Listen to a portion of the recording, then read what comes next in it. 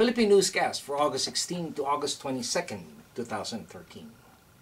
Good day to everyone. Magandang araw po sa inyong lahat and welcome to the website of Philippine News.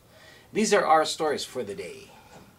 We'd like to start with the news that the Philippines will see a bigger U.S. military presence and defense pact talks focus more on U.S. deployment.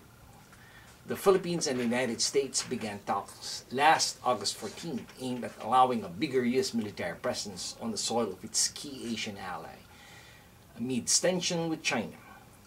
The talks aim to draw up rules for more rotational or temporary deployments of U.S. forces and military assets in the Philippines. The Philippines has been looking to the United States for military and political support as part of efforts to protect its claim to South China Sea waters from an increasingly assertive China. According to President Aquino's office, a bigger U.S. presence would help build the Philippines' military capabilities. The opening round of talks were for 1 day only. Further rounds are expected in the coming weeks and months. The Philippines said it wants the deal concluded before the end of the year, and they said the deal would see more exercises, although the Philippines has insisted that it will not allow a permanent U.S. presence. China claims most of the seas, including waters close to the shores of its neighbors, such as the Philippines, while the United States has insisted that it does not take sides in the dispute. It has been seeking to rebuild its military footprints in the Philippines as part of Obama's strategic pivot to Asia. Next in line is the news about a 14-minute video about the Philippine Coast Guard firing at the fleeing Taiwanese vessel.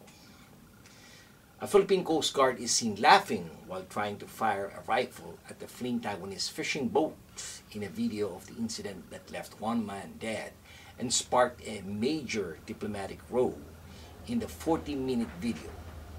Coast Guard officers can be seen firing M14 rifles and a mounted automatic machine gun at the vessel when it is a few hundred meters away and trying to escape. The video was taken by one of the Filipino crew members and released by the Philippine National Bureau of Investigation, which recommended last week that homicide charges be filed against 8 Coast Guards.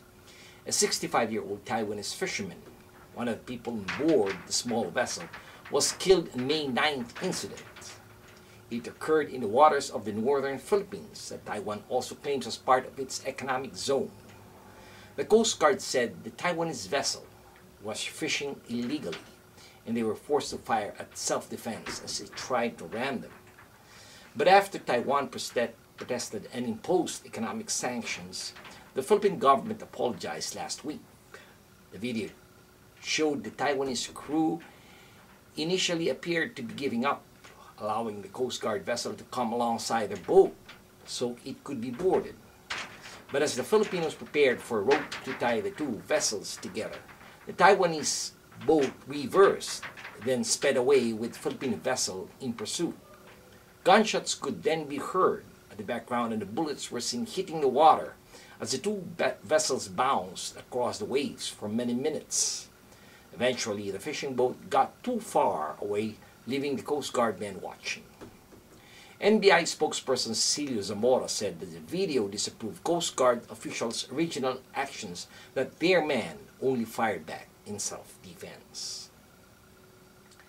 This time we tackle the news about the pork in barrel investigation and reps versus officials linked to the scam which were being prepared. The Department of Justice is set to file charges against government officials linked to the allegations of funneling their Priority Development Assistance Fund, or pork barrel, to dummy non-government organizations established by Janet Lim Napoles, the suspected pork barrel queen. Justice Secretary Laila de Lima said the names of the officials involved in the ongoing investigation of the National Bureau of Investigation cannot be revealed to protect the integrity of the case. De Lima confirmed that an arrest order has been issued against Napoles and her brother Reynaldo Lim. The Justice Secretary also refused to reveal the total number of lawmakers involved and promised that the agency remains neutral while conducting investigation. De Lima also said that she has yet to secure a freeze order on the bank account of Napoles. Before revealing the planned filing of charges, De Lima publicly called for the cooperation of 97 mayors allegedly involved in the 900 million peso Malampaya gas fund intended to rehabilitate areas damaged by Typhoon Ondoy and Pepeng in 2009. Napoles is also said to be involved in the disbursement of the funds. And finally, we have the latest news about the tribute to Consul General Marciano Painor Jr. as his fruitful tour of duty nears conclusion. Consul General in San Francisco Marciano Painor Jr. assumed his post as the highest-ranking representative of his country in Northern California 6 years ago, minus funfair. But his departure at the end of the year promises to be eventful as his arrival was not. Painor completes his official duty this month of August, and next year he will turn 65 of age, the mandatory age for Philippine ambassadors to bow out of public service.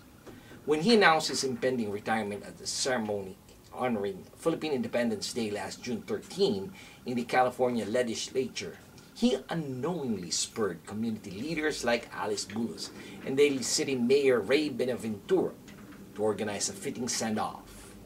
Though his tour of duty has been extended till his successor is named next year, a coalition of organizations decided to pay tribute to Painor on August 17th at the Crowne Plaza, Burlingame, California.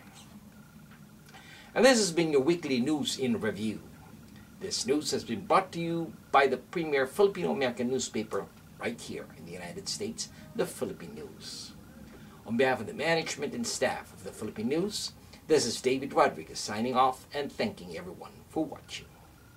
Maraming salamat po. Have a wonderful weekend. Mabuhay po sa inyong lahat.